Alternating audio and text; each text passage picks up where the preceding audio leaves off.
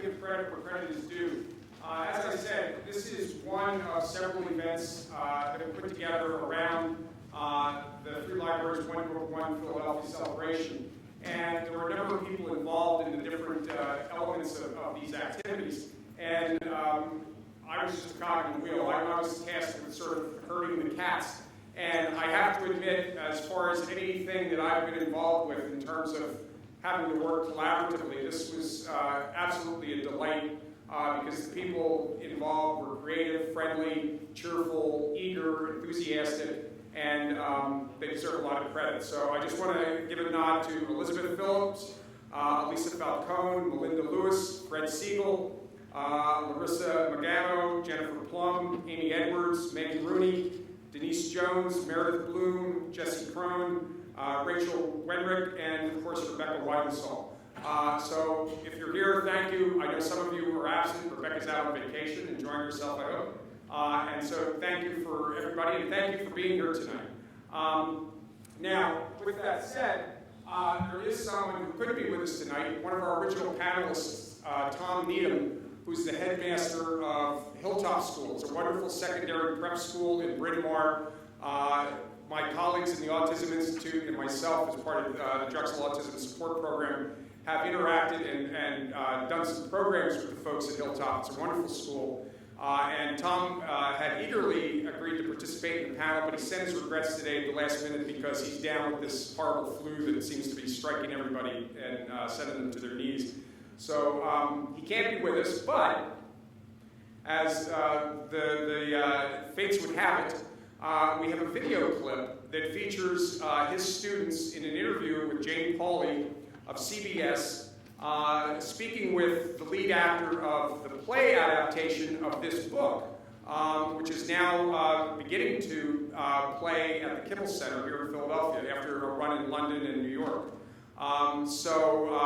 They went out to Hilltop, they interviewed some students, and then took them to Broadway to see the show and meet the lead actor and give him some insight into the condition that they share and that his actor portrays. So I'll let the film speak for itself, and we'll use that to kick off our discussion. So thanks.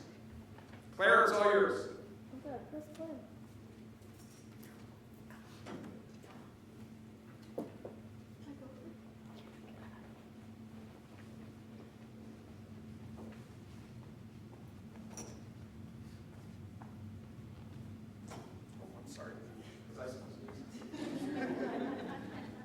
Shocking, there's technology. And that was how I found the station. The hit of the season on Broadway is an explosion of sights and sounds that may make you see the world differently.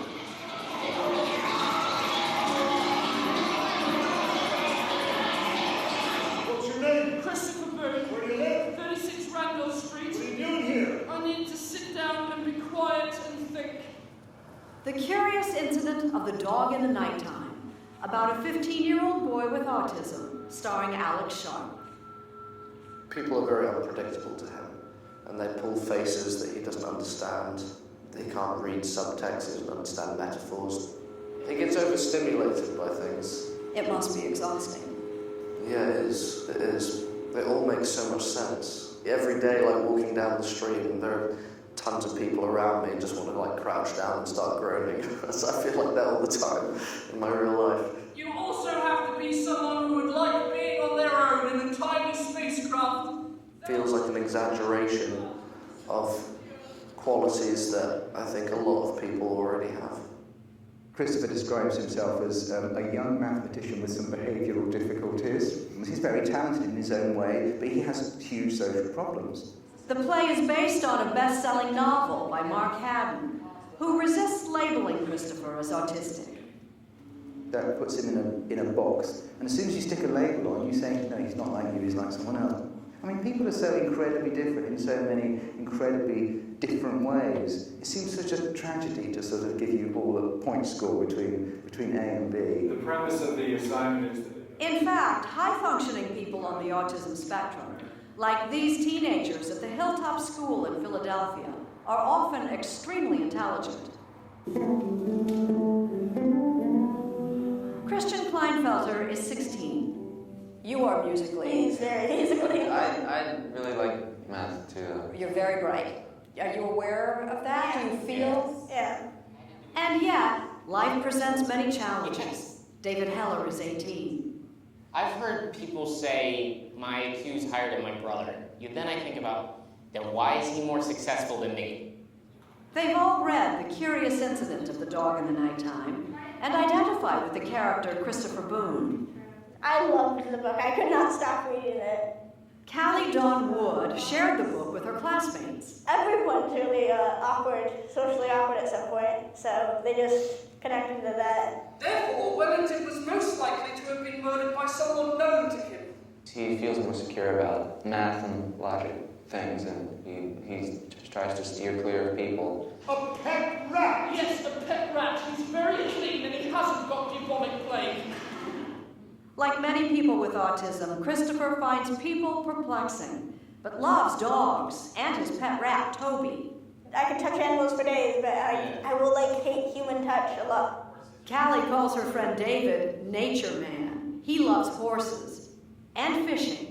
With most things, I have a short attention span, but with fishing, I can do it for so long, be very patient, and I don't get bored or anything. That sounds appealing to you, I could too? probably use some of that, There are many more questions than answers about autism. Why, for instance, autism diagnoses are increasing so dramatically? In the United States, 1 out of 68 children is diagnosed as on the spectrum. Among boys, 1 out of 42. At MIT's McGovern Institute for Brain Research in Cambridge, Massachusetts, neuroscientist John Gabrielli has made some intriguing discoveries. We had teenagers with and without autism in an MRI scanner. And while they were in there, they saw 2 kinds of faces. Either faces that were looking directly at them, as if they were quite interested in what they were thinking about, or faces whose gaze was averted. They were looking away. In typical teenagers, there's lots of activity in the back of the brain when they're shown the face that's looking away. We think that's a bit of social cognition, trying to think, why is this person not looking at me? They should be looking at me. Is there something dangerous going on there? Do they not like me? But when autistic teenagers look at the same faces, there appears to be almost no activity. We don't see this differential sensitivity to social cues. In fact, there's almost nothing going on there at all. Yeah, well, actually, the way we do this kind of research, there could be a lot going on, but we don't know what that is. Advanced brain imaging may one day explain some common autistic behaviors, such as an aversion to human touch, which Paula Murphy knows well. Let's say my mom has a friend that I do not know, and she hugs me. I'm like, okay. So I'll hug her back, because that's what I'm supposed to do. That's social manners, but I would just feel awkward the entire hug.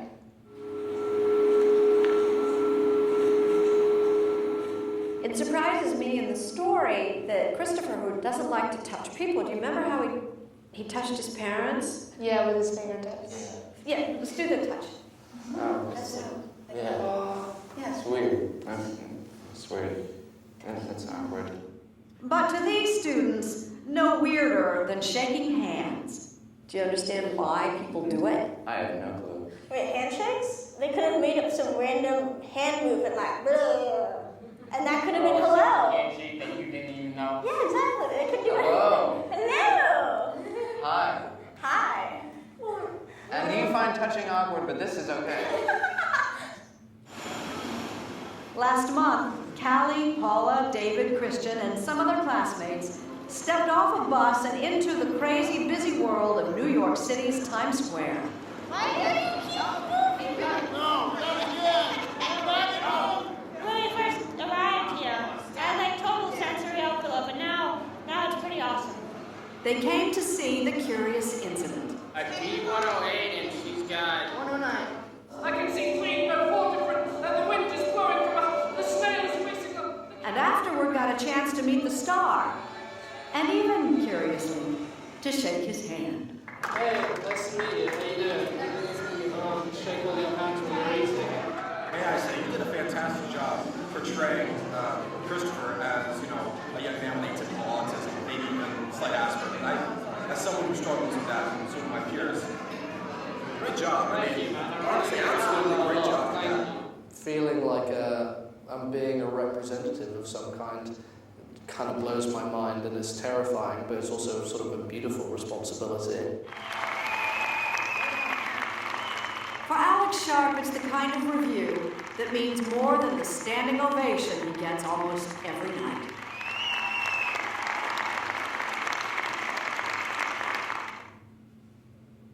Thanks, Claire.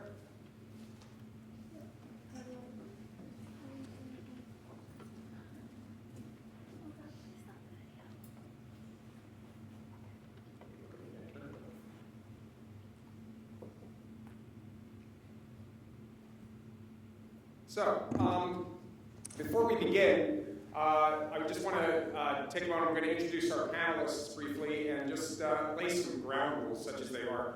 Me laying rules, there's an irony in that. But anyway, I hope and invite everyone to engage and participate. This isn't a lecture, it's a conversation, it's a discussion, and it's informal.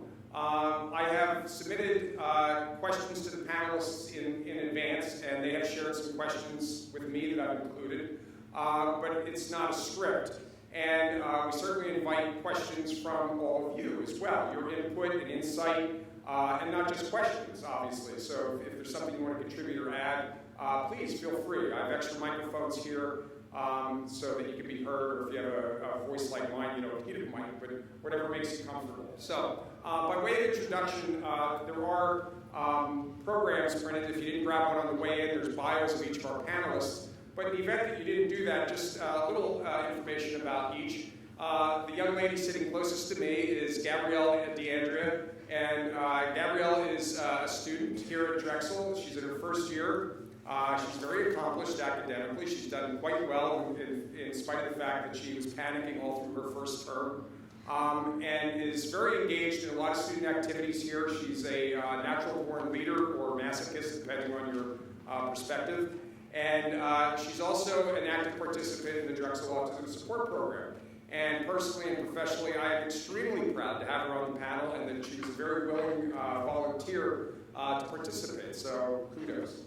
To her left is Carol McCullough, member of the community and retired teacher, accomplished poet and writer, and a justifiably very proud parent.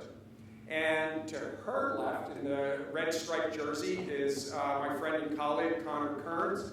Connor is a research faculty member at the A.J. Drexel Autism Institute, where she does research with this population on a variety of issues, and is published, and in my opinion, is a wonderful educator. I had the privilege of sharing a class with her, and it was a great joy. She's terrific. And all the way out is Gabrielle Marcoux, Gabby.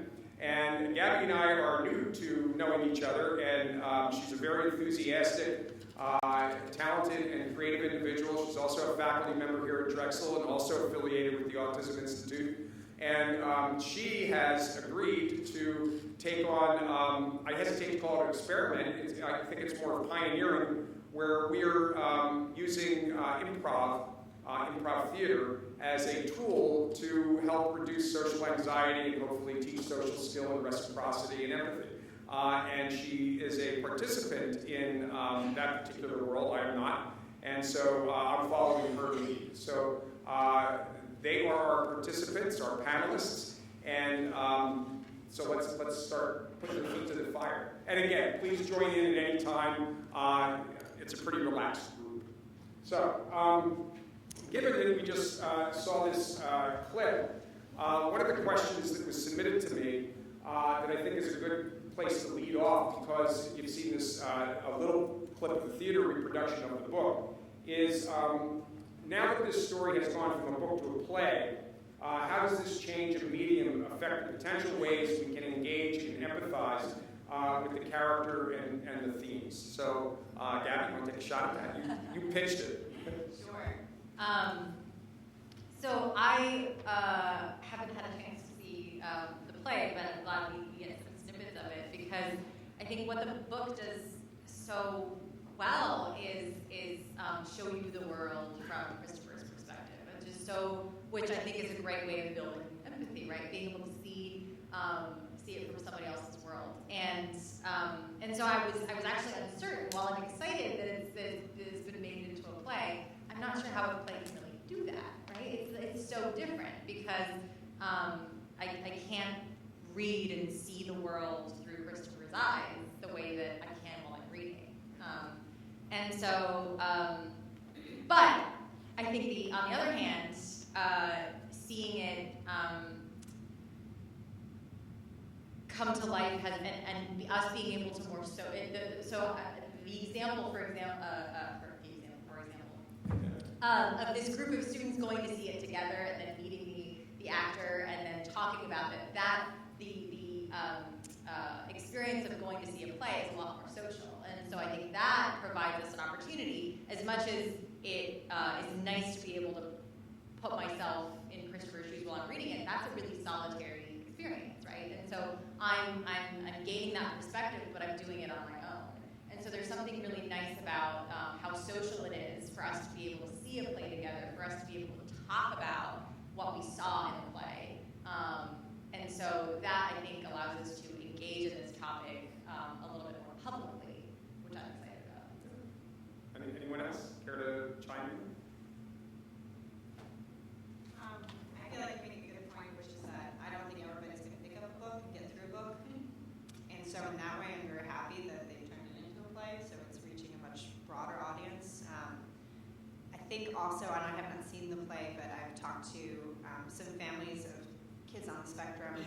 They do a lot in the play to try and create the experience of kind of sensory overload, which is actually really important if you're somebody on the spectrum, if you know somebody on the spectrum who's going to the play. It's actually been something that's quite overwhelming for a lot of the clients that I work with because they actually have sensory sensitivity issues, and then they go to the play, and the play is like a lot of bright sounds and lights. It's quite overwhelming. So I think they should put a warning there. But I think that that's something that that kind of multimodal experience of what this might be like is certainly valuable. I do think that play and acting has this more limited connotation in that it is one person's interpretation of the book, right? So there's a director's vision there. There's this actor, his idea of how he was going to portray somebody on the spectrum, and so I think I hope that people don't overgeneralize from this character and even the way that this actor portrays Asperger's autism in this book, to think that that is everything that being on the spectrum is about, or what it always looks like. It's one child's story, it's one individual, but I think it's very important that it's out there, and the amount of attention it's got is really crucial. Okay. Well, this is a terrific segue, actually, so it's a nice setup. One of the questions that I toyed with is that I occasionally teach a graduate seminar in an international program, and there's our required courses that I teach, but I also have the liberty to provide an elective. And one of the electives I routinely, well not routinely, but occasionally provide is one on psychology and pop culture. And this book made me think about it, and this play drove it home a little further, and then your comments as well. And in this course, in particular, students must explain how popular portrayals shape public understanding for better or worse. So they look at films, they read books, they watch television programs, advertising, all of which have some theme associated with psychology in the broadest sense, interactions between client and patient, science, whatever. So based upon your experience, is this book or play by default an accurate representation with this in mind, in your opinion, does this work foster or hinder public understanding of autism spectrum disorder specifically, or neurodiversity in general?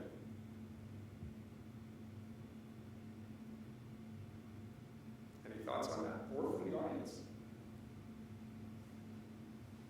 Fred? Well, one thing I noticed from watching that report was that the kids seemed like any other kids. I mean, they seemed like any other students. And the person, the character in the book, and the actor, and I've seen the play, by the way.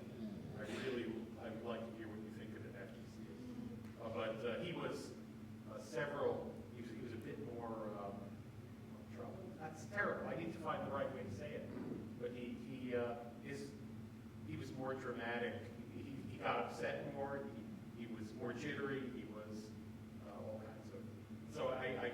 that thing said something to me about the wide range of possible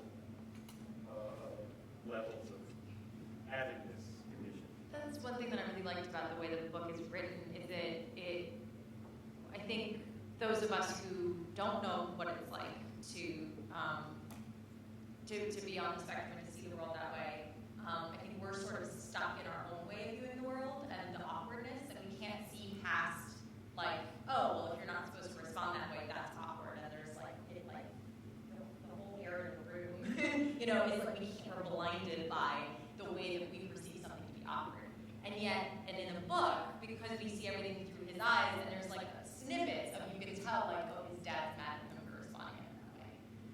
But he's not getting stuck on that, the way that, we have some sort of indication of it, but we're still seeing everything through his eyes, and it makes so much sense. When you take away, the way that we're expected to act, or these social rules that don't make any sense to him, there's like a certain clarity. And I like seeing those situations through his eyes and being able to stay with him, and he's not in that moment, in that social situation, he walked away from his neighbor really awkwardly. He said things to his dad that made his dad really upset. And he's like, okay, this person's upset at me. I'm going to go upstairs with him,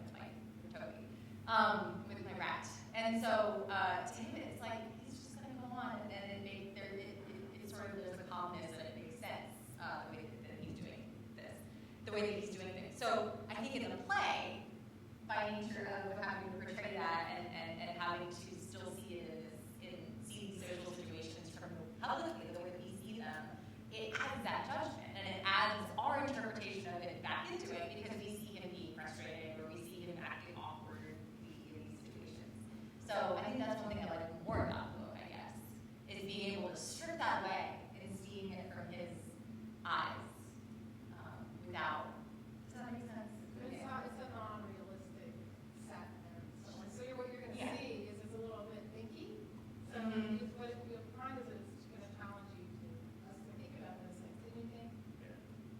So it'll be interesting for you to see the way that is. I did like all the stars and all his math stuff, which is really well done in the book too. And like there goes on that. But to this point, I just want to throw out there are many people on the spectrum who hate math and are not good at math and are much more comfortable with language and have huge vocabularies. There are people on the spectrum who are unable to speak but can communicate by typing, and there are people on the spectrum who cannot communicate even through typing and really rely on pretty basic communication strategies like sharing pictures. And I think to what your point, and I think what you're bringing up here, is that there is something very powerful, I think, about compelling literary figures and figures as they're portrayed in movies and TV shows sometimes. Before we had Christopher, we had Rain Man.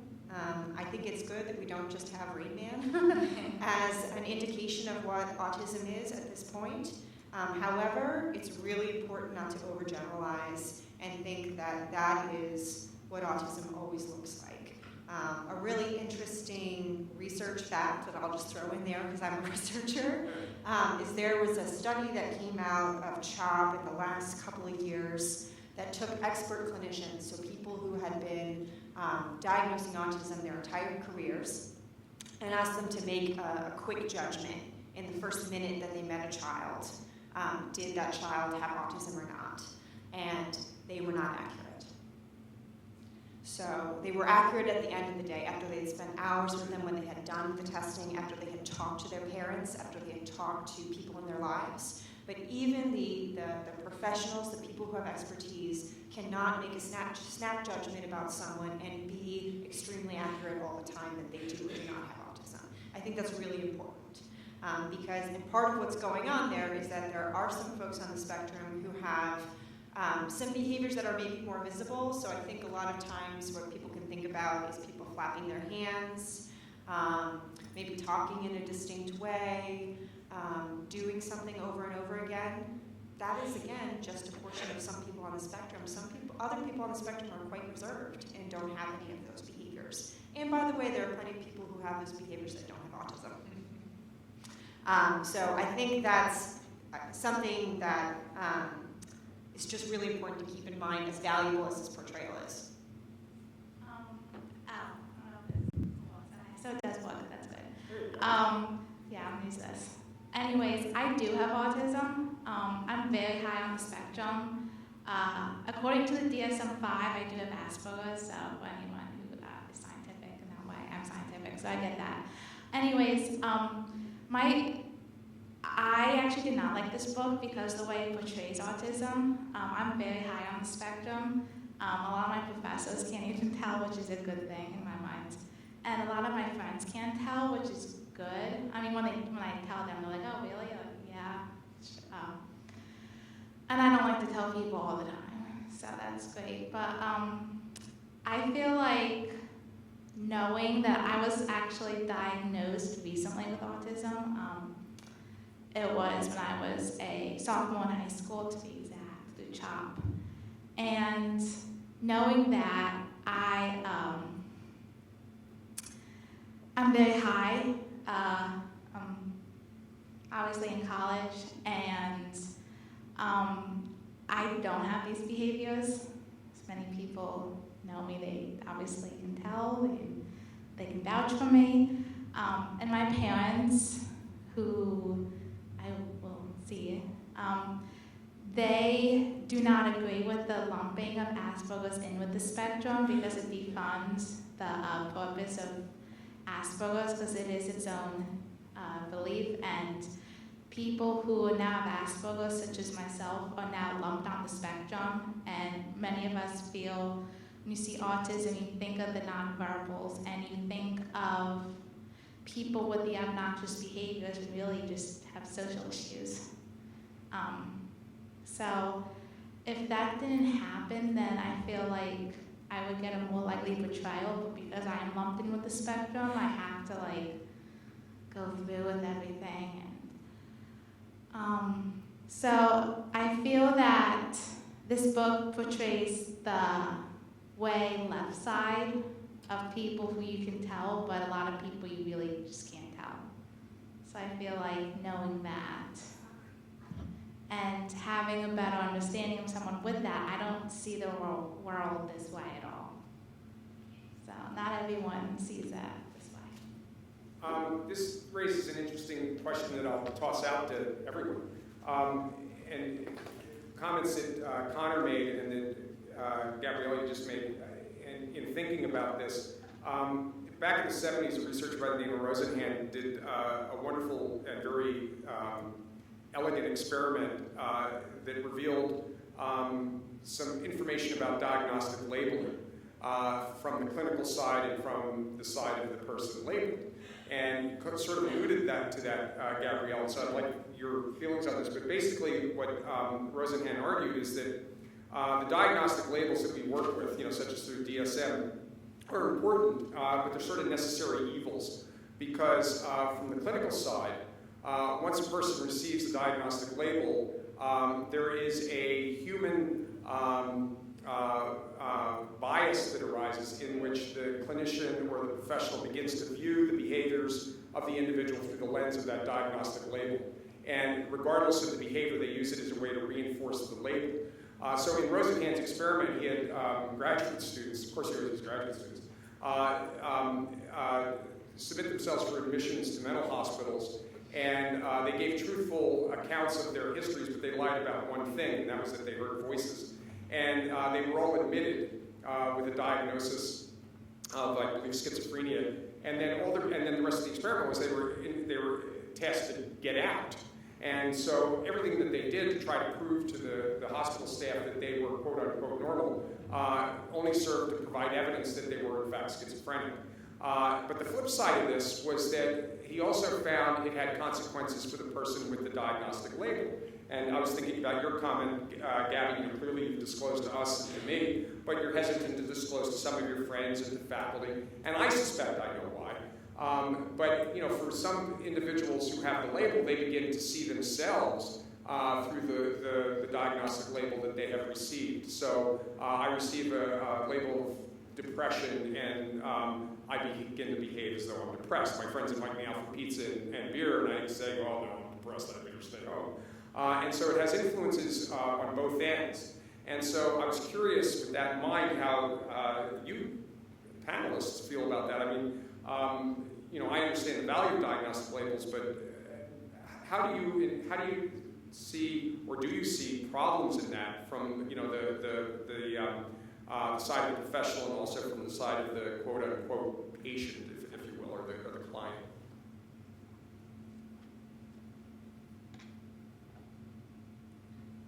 I can comment on this from a clinical perspective, but did you guys want? All right, so I'm a psychologist. I'm one of those people who gives diagnoses. So I have a lot of thoughts about this, and there's what a diagnosis should be, and then there's what it isn't. So the benefits of a diagnosis are a very concise, efficient way for people to communicate about the needs of a person, and particularly the way that their brains work, what are the things that they're going to be particularly strong at, and what are going to be the things that are challenging for them. It can also be extremely useful for someone to understand when they're going through a lot of things that are very confusing to them, why that's happening. Okay? And that it's not they should try harder or they're not doing this the right way. It's actually their experience is a little bit different from other people. And when we have a diagnosis, we can make better recommendations about what are the types of things that might help a student learn, what are the type of treatments that might help them be able to do more in their lives and live their lives the way that they want to, and what are things where they might really excel. So that's how a diagnosis can be productive. A diagnosis does not change who you are. You're the same person that you are, like you woke up that morning, before and after a doctor says to you, I think you have depression, I think you have anxiety, I think you have OCD, I think you have ADHD, or I think you have autism, okay? It's just a term for professionals to communicate and to give some understanding for people about some of the things they're going through. The downsides of a diagnosis can be, I think, oversimplification of people, and just an illustration, and blindsiding. So an illustration of some of the work that I'm doing right now. So I'm currently have a grant from the government to look at trauma and post-traumatic stress in people with autism. And the reason I'm studying this is because I think that this concept, anxiety, depression, post-traumatic stress, have been entirely missed in people with autism. Because a lot of times when doctors see somebody with autism who's hitting their head, who's suicidal, who's angry, depressed, who's having big outbursts, they look at that person and say, oh, that's all autism. They don't even think about, has something actually gone on in that person's life that's related to this behavior. So that's a really good example, I think, of when a diagnosis can be a hindrance and actually prevent us from seeing more about the person and oversimplifying the person. So just something to be aware of. I also think, a lot goes into a diagnosis, or it's supposed to. Okay? Now, not all doctors in the world are like this. You will meet some doctors who will make a 30-second judgment and give somebody a diagnosis, but ideally that's not supposed to be how it goes. So, for example, when we do evaluations at the Autism Institute here at Drexel, the way evaluations are done at CHOP, those are day-long evaluations with multiple professionals, talking with parents, talking with teachers, and getting a really comprehensive history about the individual and taking some time to really think about, does this diagnosis fit? Thank you. Any comments, questions? Yes, I will say that I am in a classroom of autistic support. I have been in the field of special education for over 24 years now. And one of the things that we work very hard to get staff and children in the school to understand is they're not a label. They're a person. And for as many people I've worked with over the years who don't like to be touched, don't like to be hugged, equally as many who invade your personal space continually. The complete opposite. And so we work very hard, and we will have staff sometimes say, and I'll go, do you know what matters? He has trouble reading this book. Or I'll say, you know what matters? He's phenomenal at art. We need to plug him into more art classes. We need to play to the strengths and work on the weaknesses, and the diagnosis has a purpose and a place. Please don't think that I'm saying that it doesn't. However, it is a label, and we do need to get away from labeling and looking at the person for who and what they are and finding a way to pull out. I'm sure as challenging as for you to talk about your diagnosis, you have one or two professors who work to pull out the best in you because they see the best in you. And they don't focus and worry so much about those weaknesses. Or they help you work to strengthen those weaknesses. And really, that's, as humans, what we all need to work on is learning where you're strong and learning where someone's weak, where you can give that support and not focusing on the diagnosis. Any follow-up or thoughts? I think that you're right, it's sort of on all of us to do that. I think the importance of making it not just a label is having, as Connor was saying earlier, having these literary figures, having more and more examples and raising awareness and all of us talking about outside of the clinical world, because I think a lot of that stigma comes from us just not knowing enough. And so we cling to that label because we're not really sure what it means or what to do about it. And so just learning more about it, talking more about it, and working on addressing that more broadly. I think we're all sort of responsible for getting comfortable with differences within, bringing it back to neurodiversity, that really we're all different. And we've all got certain labels, whether they're autism or not. So, so I think it's on all of us, and that's why I'm glad we have these types of conversations. Well, I think that's a good point, and I read a comment from the author who said that he's thrilled that people are very interested in his book because of the connection to the spectrum, but he was very emphatic about saying this isn't a book about autism, this is a book about an individual who's very good at math who happens to be on the spectrum. So it raises the question, plays right in, is this book really about ASD, or is it simply about differences? As someone who read this book, it really depends on your point of view and where you're coming from. I can see both. Obviously, this person probably does have some diagnosis, whether it's autism, whether it's Asperger's, whether it's depression, whether it's post-traumatic stress disorder, whether it's, depression, mood disorders, eating disorders, or something. It's just, what is that something? So I think it's up to the person and the reader to really fill in the gaps of what this person has, because a doctor's going to see it differently than maybe someone who's a business person. A doctor might see it very clinically, very biologically, looking at the human anatomy, looking at the person's behavior, but then look at a neurosurgeon and you see more on what's the brain look like, where's the social stigmas, where's the cues. So I really feel it's up to the reader to really fill in that gap. Yes, Carol? I was just going to say, I wonder what a clinician, like if you had your little checklist, didn't you see a lot of behaviors and activities that would kind of check off on the list? Like how would you diagnose the character? Yeah, if he came to your office? The way he's portrayed, there are a lot of symptoms that would be consistent with autism in his character. And so what that is, they're a little bit simplified or caricatures, I would say. But for example, he talks a lot about how he doesn't like to look at people's faces. He doesn't understand what people's faces mean. You see that his teacher, Saban, I don't know how to pronounce her name, translates everything for him. So she kind of walks him through a lot of explanations about what's happening in social situations because he doesn't quite understand what the rules and expectations are.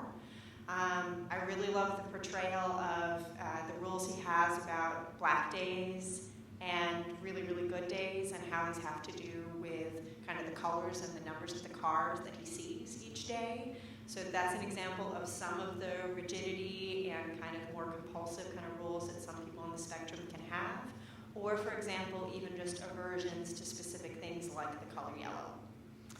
So I do a lot of work with people on the spectrum who have anxiety, and some of them have anxiety about speaking in social situations and meeting people, and then some of them will have anxiety about exposed pipes, the look of gloves, the look of men with beards, the sound of a flushing toilet. So there are very specific things that can really be overwhelming and upsetting to somebody on the spectrum.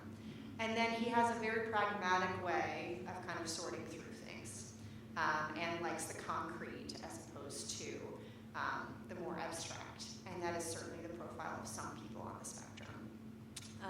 But when we're talking about what autism is, so like how people even approach that diagnosis is there's just two categories where the person is supposed to have some difficulties. One is in social communication, and so that doesn't just mean talking. It means specifically your ability to kind of go back and forth and have a reciprocal conversation with someone, and to understand all of the hidden rules in our conversations and in social interactions. So all the things that are unsaid. Having to do with that, a lot of times it's about facial expression and gesture, but not always. Sometimes it's about making eye contact or not making eye contact, but not always. And then there's another pattern, kind of category that's about what's called restricted and repetitive behavior. And these are where you see things like disliking the color yellow, having specific rules about good days and bad days, being really overwhelmed by certain sensations, or very interested in the way that certain things look, or being really focused on a topic. And yeah, so that's basically, people can have a variety of ways that they will show kind of difficulties in those two areas, and that's why how somebody on the spectrum looks can be so varied. Thank you. Just to switch gears a little bit. There's a Oh, I'm sorry. Because apparently you asked the question of the clinician, so now I'm curious, like, what is a mom and a parent think when she's reading the book? Kind of writing around that. Well, looking back at the book the second time, reading over it, I did see a lot of little things, check. And I mean, I had read that Mark Haddon had said that he wanted the book just to not necessarily be representative of a character who was on the spectrum, but just a character who was different. It could be anyone who had difference. And I was just thinking, yeah, if the difference is autism. I completely agree with that. Yeah. Okay. No, but the thing that I like the most about this book, and even this character, I guess from having taught literature, and had classrooms of kids who had to read books. After reading it, I think it would inspire, even if it isn't that good of, or maybe too stereotyped of a representation of a character on the spectrum, I think it would inspire a questioning and a curiosity and a perfect jumping off point for the English teacher to appeal to the kid who likes science a lot, or the kid who's interested in studying about personality of people, and get them to do some further reading of maybe something that was not fictional, but something that was non-fiction. That's where, okay, now take this and come back tomorrow and tell us what you find to be characteristics of the spectrum. What is it? What questions does it raise to you about people who might be on the spectrum? What can we learn from it? So I think it's good to be able to discuss it in an audience. One thing I'll say say, kind of building on that, I think the author did really well is that you see what a cool person he is, and like how unique his perspective is, and how funny he is, which is really like my experience working with a lot of different kids and adults on the spectrum, that they see things that most people are not willing to admit or call out, and they call it like it is. Funny. They're so smart. They see a truth that many of us will not articulate, and I think that is something that he did very well. And I really hope that a lot of people reading this book understand that aspect of people on the spectrum. And I think to piggyback off of that, my parents are, I should say, they're very supportive of me, and they are like everything to me. And I'm very blessed to have supportive parents, unlike Christopher, but to have parents who support me, who visit me often in college, who are always there for me. And my mom wants to be more than involved in my treatment. Let's put it that way. She wants to be more than involved. And it's great. And I definitely, she definitely pushed me to get treatment. And I'm a very big fan of that. And I think something that definitely fosters getting better is definitely having a good support system around you, which Christopher does not have. Being in a volatile environment with definitely the mother, but more so the parents, with the mother who the father thought was dead, told him was dead, and had an affair with the neighbor, and that's just very unhealthy for a child. And someone could have post-PTSD from an environment that's very high stress, like college too, especially Drexel.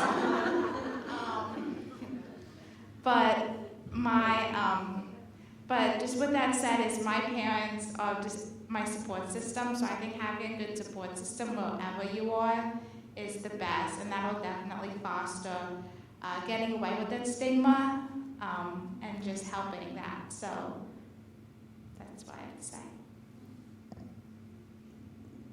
I have a question that your comments led me to. It's not one of the ones that I shared with you in the past, but it gave me pause when we were talking about a lot of issues around parents, either as a parent or as a child, and certainly as researchers and scientists. In my role here at the university, I spend a lot of time with parents, and it's a mixed bag. So without going into details about the nature of those conversations and interactions, some of which are very positive, some of which are very tiring, what advice would you give as a child or as a parent or as a researcher to parents of a child with on the spectrum or with any other type of difference or neurodiverse issue in regard to parenting? What advice would you give to parents? Well, my mom would hate if I told her what to do, so that would, first thing, I would not tell her what to do. She's not here. Well, she'll be here tomorrow, so I'll tell her then. But the most important thing, I think, is to be supportive of your child, no matter where they are, no matter what they do. They are your child. And I feel that no matter their opinions, whether they be different than theirs, whether they have social disorders, whether anything, you've got to be supportive of your child. And knowing that, having parents who are very supportive and who give me the best environment to have grown up in and the most opportunities, it's up to the child and being that person to seize them and to break away from that stigma, whether it be through talking about it, whether it be sharing your story, which I don't mind. I actually tell people who they open book about that. But the most important thing is to do your research, which my mom has. She's done more than research. But when I was in AP psychology last year, one of the problems was about the DSM-5 that had just come out, and I wanted to talk to her about the diagnosis of lumping and Asperger's, and she's not a fan of it, more so because of the research funding that people who have Asperger's don't no longer get. And I think having a parent who knows what they're talking about, who does their reading, who knows about their child is very important. So if your child does have a disorder, to be supportive of them, but also do your research and to look for treatments, look for the best possible doctors for your child, look for the best ways. You don't have to do that, but it's up to the person to decide for themselves how involved they want to get, but to do the research so you know what's out there and the best options that are out there. I would agree. Be very supportive, do your research, and know your kid. Get to know your kid. Don't look at them as someone that has a label. Get to know who they are and support them in their growth. And, help them become who they're going to be, the best of who they're going to be. And that's, right? I didn't say that very well. No, you said it beautifully. Yeah, I think, so I've been talking to a lot of individuals on the spectrum lately as part of this trauma project that I'm working on, and one of the overarching themes is just the desire to be listened to and to be understood. And I think, one of the characters, again, that I really like in this book is the teacher. Because she is unfailingly patient and meets him where he is, as opposed to having this reaction of just stop it or getting frustrated. When he comes at her with something like, this is my rule for this because, she thinks through that with him. And she talks to him about why other people might think certain things about what he's doing or his roles, and reasons through it with him, and he has a very different reaction to her than he does to people who are quite short with him and dismissive of him in his life. And I think this comes up for therapists as well. A lot of therapists can be nervous about working with people on the spectrum, doing cognitive behavioral therapy or talk therapy with somebody on the spectrum, even though we have a lot of research to suggest it's really advantageous. And I think it's because they're worried they don't know how to communicate the right way, or they won't say the right thing. But you just need to meet the person where they are. You have to be flexible. There's all this complaint about people on the spectrum being too rigid, but the truth is, we as a society are a little rigid about how we respond to them and what they're telling us about how they see the world from their perspective. So I think we have to think about that. How can we be more flexible and really understand neurodiversity and different perspectives? I know there's a question, a comment back. I have a question. So I noticed you all kind of did the same thing when you heard Jared's question. It was about children and parents, and you all answered about children. But I feel like their parents matter too. And you said, it's important to not get frustrated, but people get frustrated. And, you can see that especially with Christopher's father in the book, and, that he feels, clearly he loves his child, but he feels frustrated, and, he's lost his wife. And I just thought, are there things that you could recommend or that you think we could do better to support parents, to make sure that we know that not everybody's perfect all the time, and to make sure that we can, help them feel supported and empowered?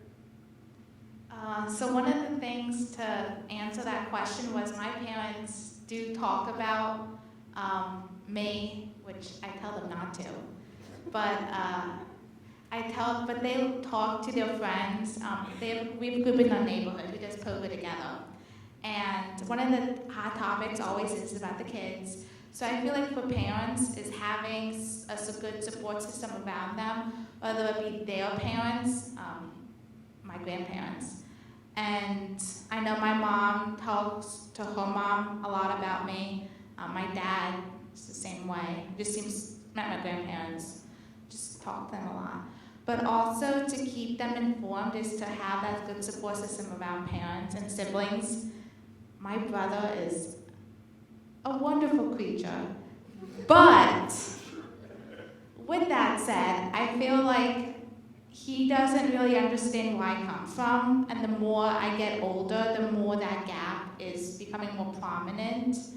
And I want him to be involved, but I feel like he's nervous to be involved because he doesn't want to share his opinion, which he doesn't come to therapy sessions.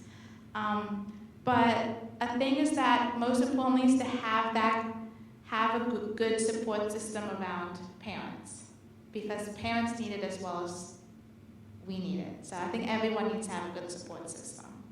And if I can jump in on that, and it might help answer your question a little bit, one of the things we're learning here at Drexel through interaction with parents is, you've all heard that term helicopter parents, and it's supposed to be this very negative term.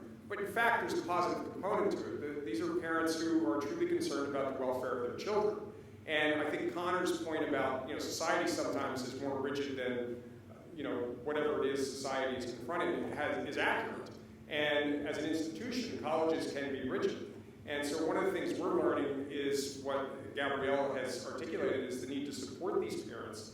And instead of pushing back against their inroads into our closed camp, we have to make them allies. And their concern about their child is basically, is my kid going to be okay there? Because very often these parents have been the lone advocate and caregiver, and now, like all parents, they have to let that child go and let them strike off on their own. And like all parents, they're fearful for the welfare of their child. So universities are one area in which we have some control over that and can provide support to parents and for parents, even if it's through reassurance of what exists and how their child can access it. Drexel, as with all universities in America, has a wealth of resources and supports available to every student. Students just have to access it. And parents have to understand that those resources exist and encourage their student to use them, which is where we come in. That's part of my job. And I think all of us at the university level who interact with parents in any way can fill that need. I think there's also, I know I've talked to my colleagues at the Autism Institute about the need to begin to go out into the larger community, leave the desert island here and go into secondary schools and meet with parents and prospective students about what's needed to make a successful transition from high school to college. Because all students, neurotypical and neurodiverse, are not getting that information. And the transition is becoming more and more difficult with every passing year for lots of different reasons. And we have the tools and capacity and willingness to serve that need and offer that information and support. So that doesn't, solve the dilemma, but it's one piece of the puzzle, if that makes sense. So. And to add one more dimension to that, as both of you sort of pointed out, with the focus on parents, I also kind of want to talk about the kids that don't have engaged, involved parents. And most of the research that I do is in schools with teachers and therapists and school psychologists that very well know that sometimes you have these kind of parents that are calling you up and showing up and working with you as partners, and sometimes you don't. And so and that's I feel sort of kind of like you as an educator, sometimes when there's a student in my class that's acting differently than others for whatever reason, or looks like they're having a tough day, I feel like that's part of my responsibility and part of my job, and to work with our academic advisors and student affairs and to make sure that these kids don't fall through the cracks, because there may be somebody at home who's really or maybe a student who's really lucky, like Gabby, to have supportive parents at home, but they may not. And so it's our responsibility. That's sort of what we're here to do, to make sure those kids don't fall through the cracks, and then we talk to them directly about what their resources are, and then we help them find those resources.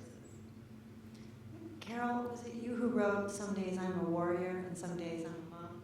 Yeah, I did say that. That is so well put. I know you're a writer, so that helps. but man, is that true. The warrior business, that I really felt like that when my son was in the school system, because the whole thing was a learning process for me, and I was thankful that I had been a teacher and I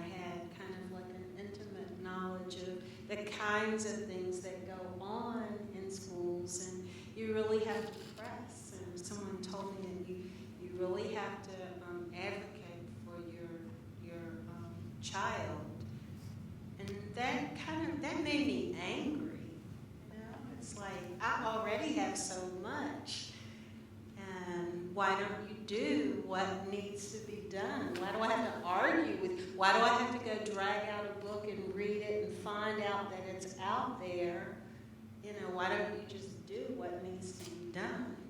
But then when you look at what the financial, all the strings and everything, it was kind of tiring. But you just have to fight, you know. You have to fight, and if you do, you might get what you need. But if you don't say anything, people don't seem to have the heart to just want to do the right thing and do right. That was upsetting, but we made it through, you know. We made it through.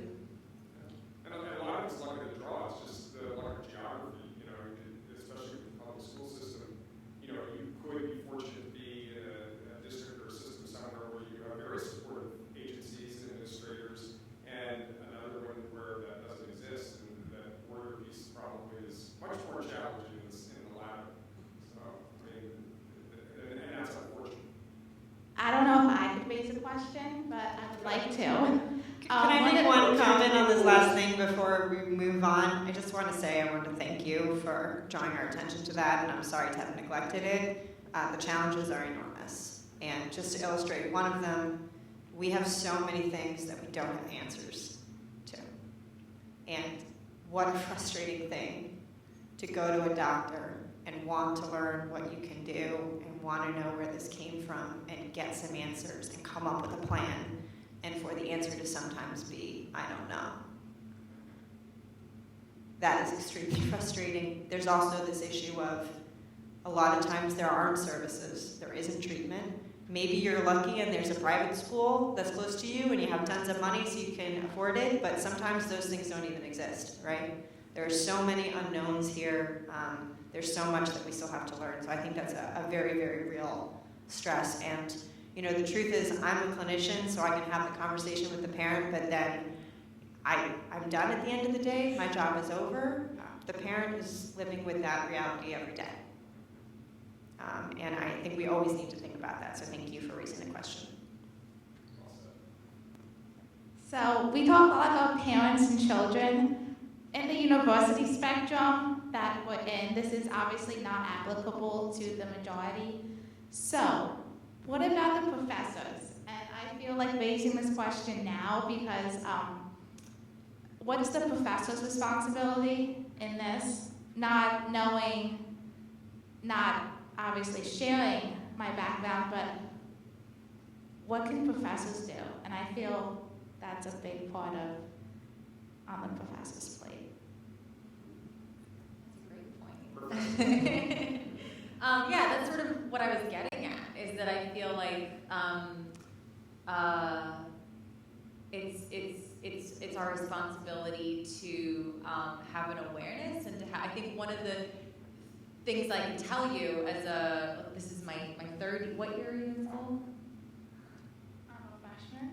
You're a freshman. Okay. When students introduce themselves, I like to say I'm a third year faculty member. So as a third year faculty member, I'm learning too, right? And one thing that has been very heartening for me is to know that there's such a network at a place like Drexel of people that I can go to, where if I feel like I'm not sure how to help a student, there's somebody on this campus who does.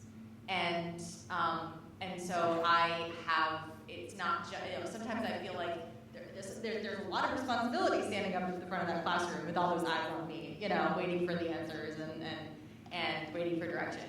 But when I hit a snag and I have a challenge with a student and I'm not sure what I can best do to help them, there are so many different people that I can ask. And I've taken advantage of that. And I've had difficult conversations and I've had challenges and that's what saved me. And I feel like I was able to do right by my students and not just reprimand them or not just be the enforcer. And I think that goes back to what you were saying earlier about us being more flexible. And sometimes that's a challenge that I feel as a professor, where sometimes I'm the one, giving grades, and I'm the one, drawing a line and saying, well, can I give an extension? Can I not? Is that fair? Sometimes students are just trying to push my buttons. But there's other times where I really need to have empathy, and I need to understand that something did come up, or if the student is struggling, it's kind of my job to set the rules and to enforce them, but it's also my job to help them succeed. And so I need to have that flexibility, and that there are times when just being the disciplinarian and giving you that grade is not what's going to be most helpful to you, right? It's helping you learn and grow as a human being. And so I think it's very important for professors to keep that in mind. And we often talk to each other about I just asked, a week ago a question to other faculty members about what do I do? Should I give this student, leeway here? Am I being too nice? Am I not being nice enough? And so, like I said, that network is support system and a network is important for faculty too. Do you feel like getting to know students more on a personal level though would help? I can't not. Yeah, they're humans. They're not. What do you think help, getting to know students absolutely. on a personal level would, is that beneficial? Where do you draw the line? How does that work? Oh, where do you draw the line there? Yeah, I mean, I've heard, just a simple rule of learning your students' names is really important. And in a quarter system, it's hard. And when you've got, big classes, it's hard. And there are times where I just think, forget it. I get really tired. And I think it's more important for me to give you feedback and give you your grades than to remember what your name is. But that's really dehumanizing. And so yes, I think it's absolutely important to get to know students. Of course, there's got to be boundaries and there's got to be lines. And I do see myself as a mentor where I need to be, and the door is open when students want to talk about things and struggles that they're going through, and that's part of my job. But I guess the challenge, I think we need more of getting to know our students. I think it's been rare that I have an experience where I have to draw a line. You're one of the only professors that I've ever had. All my professors are don't talk to me, I'm your professor, I give you grades, and that's it. I'm your professor, and I have office hours, and I help with academics, and that's great. So I kind of so my professors are very office hours. Talk about your subject. Okay, that's it, goodbye. Have a nice day. And I feel okay, I want to build that connection, especially for the recommendation letters, but also because you're human. And I feel having a joke or talking about my professors, but it's kind of subject, question, answer, next question, answer, okay, goodbye.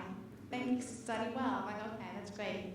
But yeah, so. I wonder if sometimes that's a disciplinary, it's different across different disciplines. So I know you're in physics or chemistry. This is math and chemistry. Math, yeah. So sometimes when it's a larger class, or anyway, I don't make excuses, but I have my own students in the audience who can vouch for the fact that we have fun. We talk about stuff. We talk about grad school very often. I write a lot of recommendation letters. I review things. My only I need to give out my phone number. I don't respond to texts. Maybe that's the line that I draw. But we're big on Slack for communication, and I answer Slack messages at all hours.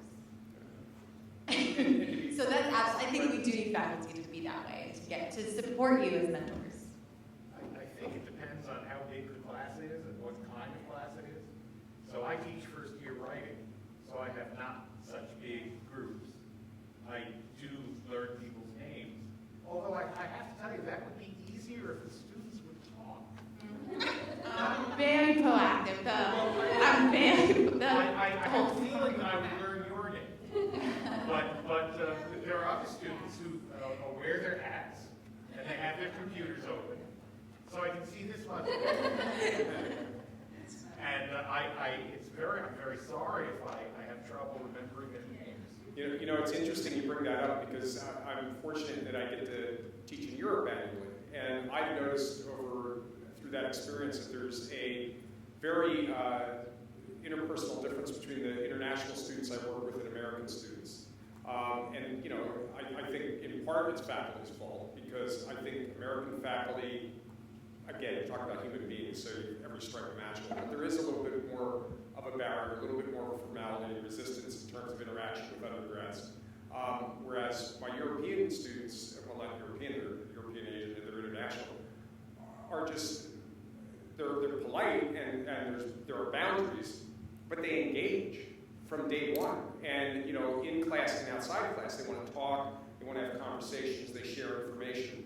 Very, very different rules of engagement, if you will. And I think you'll find here that, you know, faculty are people. You're going to have faculty that are wonderful, engaging, and personable, and interested in faculty that are stiffs. And nothing's going to change that. But I can say that at Drexel, at least, there is a cultural shift in the works. I have experiences with faculty who reach out to me and my colleagues, probably you as well, in regard to issues that arise in the classroom that they want to resolve, and they're seeking guidance and how best to engage students who, for a number of different reasons. And so there's an interest in becoming more aware and more attuned to neurodiversity in the classroom. It's become, people are talking about. I was at a meeting with a group of people inside and outside the institution some weeks ago, and one of the gentlemen there made the comment that neurodiversity is the next great civil rights movement. And it really resonated with me because I can see it. You know, I tell students that I've had over the years that when I started school as an undergraduate, my first classroom I walked into was all white men. Well, that's not the reality of American university today. And that's because of civil rights and because of social engagement and a huge social shift. This is another one. And it's happening. It's happening right now. It's happening right here. I know colleagues at the Autism Institute, colleagues in class, my colleagues there, are actively engaged in finding ways to interact with faculty and help them become more attuned and more aware and more effective in dealing with neurodiversity in the classroom, which in turn will have dividends for every student. You know, it's just a matter of universal design. You know, we're not recreating the wheel here, we're just talking about the wheel. So I think your experience, you know, you're fortunate that you're a first-year student because I think you'll be one of the beneficiaries of the change that is on the horizon. And it won't be immediate, but it is going to happen. It's happening now as we speak. So, any other comments or questions? Well, let me raise one last question. I have to be mindful of the time, although everybody's still here. I'm so happy to see that. And I don't mean to suggest that, you know, you have to stop because I find this riveting and I'll let this go on forever, but I know you have class and you're dutiful. But let me raise one more question to the panel and then throw it out to the audience as well to raise any questions to the panelists that you may like. But what's the future like for Christopher? The future's bright. That's all I gotta say. But this reminds me of a quote that yours truly thought of. So I was pondering late Monday night? Yeah, Monday. Well, I had exams and stuff due Tuesday, so that was another reason why I was up that night. But it was more that,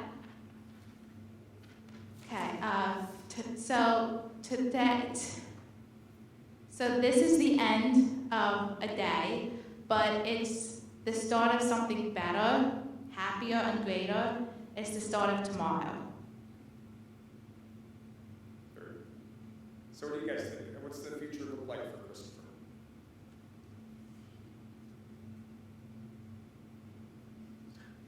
Any thoughts? Any predictions? Okay, well, I think that's very, very true, and it's wonderful, but I'm also going to say we have a lot of work to do in this country to provide appropriate education for people on the spectrum and make sure that they can use all their skills to really join the workforce, get college educations, if they do have more struggles communicating, or are somewhere more in the middle or lower end of the spectrum. Like, there's a lot of work that needs to be done. People on the spectrum have quite varied cognitive abilities, and yet they are much less likely to be employed than many other groups, including people with intellectual disability and other developmental delays. So, and I'm just saying this because we have a whole research institute devoted to trying to fix this problem, so I have to bring it up. So I think it's absolutely true that the future is bright, and there are many things, so many exceptional things that I know people on the spectrum will do. And sometimes, honestly, when I'm feeling a little bit upset about the world and what might be going on in it, I think about, well, maybe I can help somebody on the spectrum feel a little less anxious or a little bit less sad, so they can engage in their life and they can solve some huge issue that the rest of us can't see. Like, I've had that thought before. Maybe that'll be my contribution by helping them. So there's so much potential, but we also as society have a lot of work to do. Yeah, speaking about society, for some reason I just thought back to a scene in this book where he had an interaction with the police officer, and I just took a deep, like, what's going to go on, what's going to happen. And I mean, in one part, he smacked the police officer, didn't he? And I mean, I just said, good thing you're white and you live in England, all right?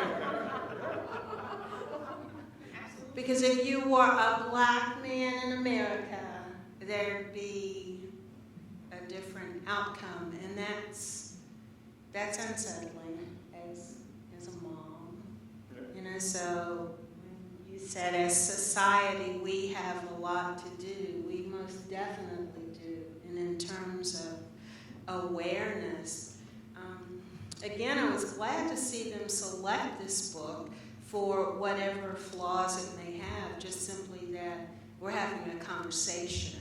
People are out, they're coming out, we're learning, we're in a sciencey place, and we're gaining some sort of knowledge.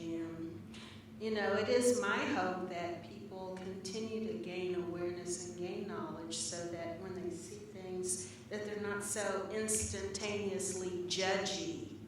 But they recognize that there may be a whole thing that's happening that you don't know anything about, but you don't have to judge it. You can do what you can to help it along, so. Yeah, I think it's a really, really important point. I think, there are social mistakes that can be awkward and uncomfortable, and then there are social mistakes that can be dangerous. Very, very dangerous. And that's when we as a society need to be more educated. We need to train people on how to respond so that the situation does not escalate. And that is absolutely, again, something that I'm hearing a lot just talking to families.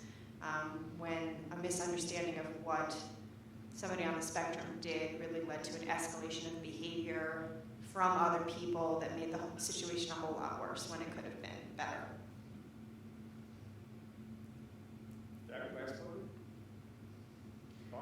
Sure. I'll bring it back to a positive, because I made a note to myself during the video that I loved the students laughing about, you find handshakes awkward, but you think this is okay, and so that made me think of improv and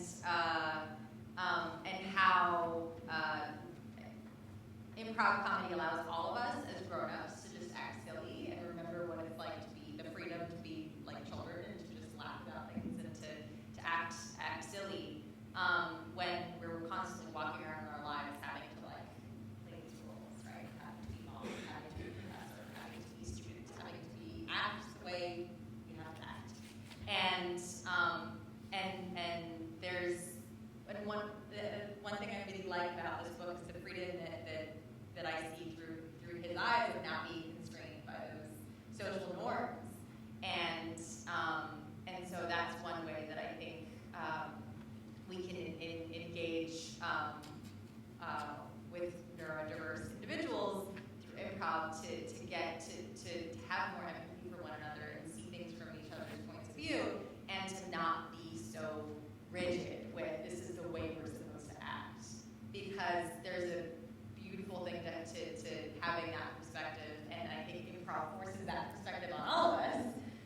to like, well, why do we act that way? And it's all about finding those oddities or those like questioning the way everything is instead of just taking it for granted and just conforming because, well, this is the way we're supposed to behave, so that's just the way we do it.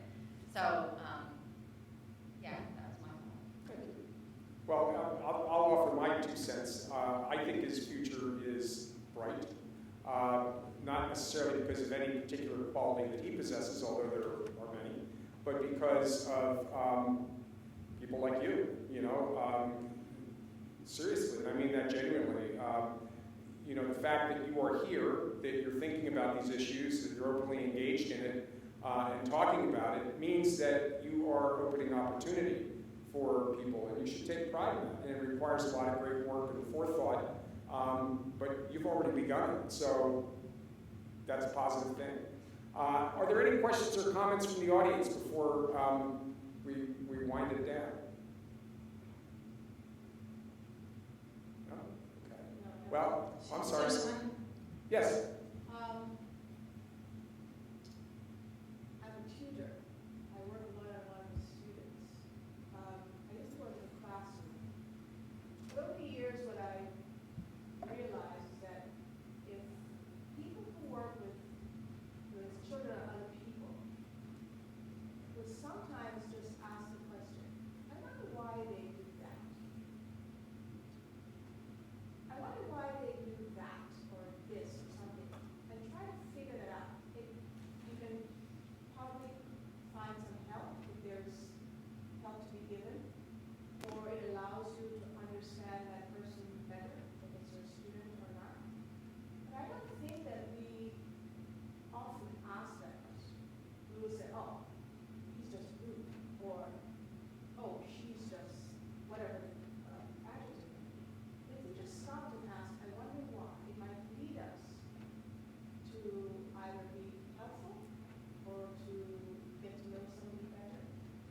And it will change the way you interact with that person, just by asking the question why. Not everybody is the same as you. You don't behave the same way for different reasons. Just asking that question allows you to open up some other possibilities, and then you can try those out and see which one gives you further movement or gives you some success there. And then you have options for moving forward. And I don't think we do that often as we should. I think that's a valid point. And as you were saying that, it took me back to undergraduate school. I remember having a professor in an abnormal psych course, and he said something that always stuck with me. He said, when thinking about quote-unquote abnormal behavior, you have to remember, or try to remember, that you have to move beyond reacting to what you see and accept the reality that behavior makes sense to the individual that's manifesting it. And that's the root of understanding. And I think that's what you just said. And I think that's true of everybody in all situations. It's easier said than done, but I think it's a good observation. Anything else? Any other comments, questions? I want to thank our video team in the back and for all the help and assistance. And certainly want to thank our panelists and our audience.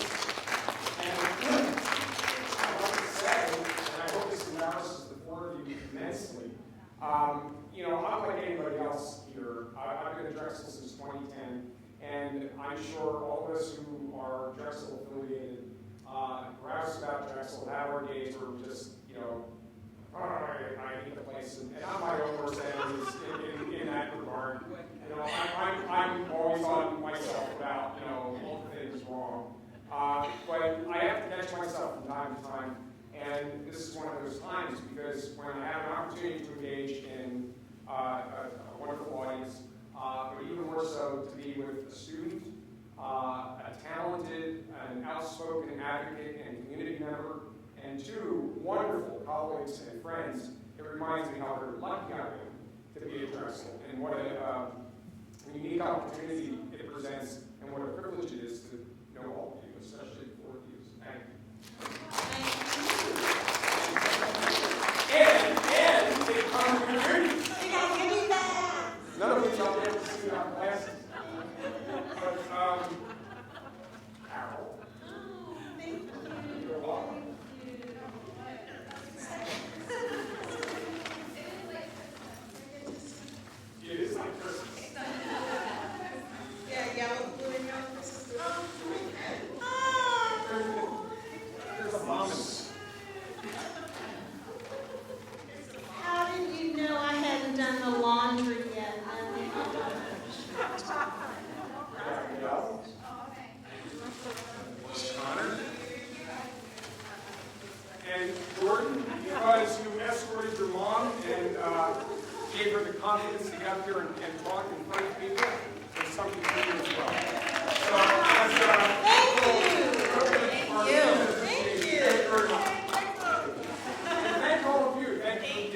got to be